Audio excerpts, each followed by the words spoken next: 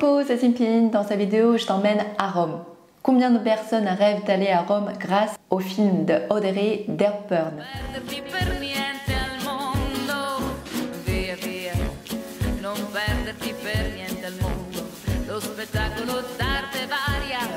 Eh bien, moi avec mon copain, on a organisé un petit voyage à Rome fin septembre et début octobre, histoire de ne pas tomber sur les vacanciers. Au final, ça sert à rien parce qu'il y avait toujours beaucoup de monde. L'endroit où on s'est logé n'est pas très loin de la place Piazza del Popolo. Derrière la fontaine, on peut monter sur une colline pour avoir une belle vue sur la ville.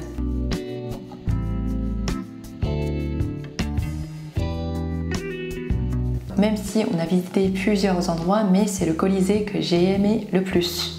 Symbole de l'Italie, ces immenses édifices de spectacle est l'une des plus grandes œuvres de l'architecture romaine. Et elle est également nommée une des 7 merveilles au monde moderne.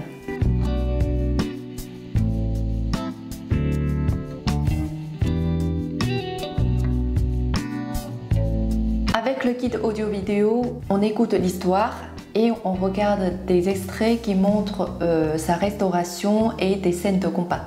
Je suis surtout impressionnée par l'idée de placer des animaux et les combattants au sous-sol et de les monter à l'aide de trappes. En plus, les gens mettaient du sable sur la scène pour absorber le sang des animaux et gladiateurs. Si tu es vraiment curieux, il y a un étage dédié à l'histoire du Colisée. Le Forum romain est la place principale de la Rome antique, où les citoyens se réunissaient pour célébrer des mariages, organiser des jeux, des combats de gladiateurs, des cérémonies, des fêtes religieuses, des défilés militaires et des proclamations politiques. On y trouve de nombreuses ruines. Le Mont Palatin, en gros, c'est l'une des plus anciennes parties de Rome et on y trouve de nombreuses demeures construites pour les empereurs.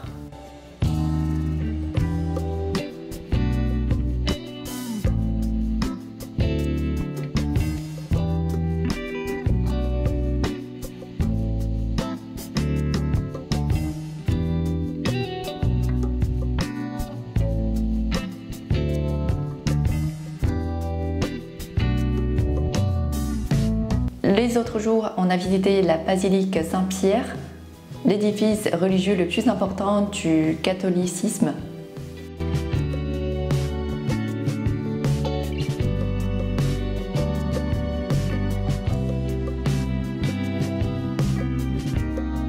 Et le musée du Vatican qui expose une vaste collection d'œuvres d'art, notamment peintures et sculptures, rassemblées au fil des siècles par les papes. Au niveau des spécialités, on a essayé des tiramisu à la fameuse pâtisserie Pompi. C'était divin. Les pizzas de chez Salvatore Di Matteo, c'était excellent. Et des lasagnes dans un restaurant pas très loin du musée du Vatican étaient un vrai régal. J'aime bien parler aussi de ce que je pense de la ville de Rome et des Italiens. Rome est une très grande ville par rapport à Paris, mais elle est très hybride et bruyante. Les rues ne sont pas larges et c'est toujours une montée de voitures. Ce qui est particulier, c'est que les gens garent leur voiture au milieu de la rue. Il n'y a pas assez de feu, donc les gens traversent les rues comme ils veulent. Dans les restaurants, on est obligé de payer les frais de service de 2 € et on ne peut pas commander de l'eau du robinet. Peut-être je me trompe, mais dans tous les restaurants où on a mangé, on était obligé de prendre une bouteille d'eau. Et en plus, une bouteille plastique.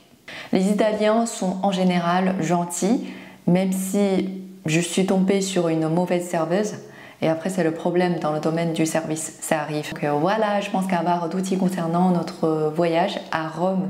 J'espère que tu as bien aimé cette vidéo. Si c'est le cas, n'hésite pas à la liker et à la partager autour de toi. Pour me soutenir, abonne-toi à ma chaîne pour ne plus rien rater. Et on se retrouve dans une autre vidéo de vlog. Ciao!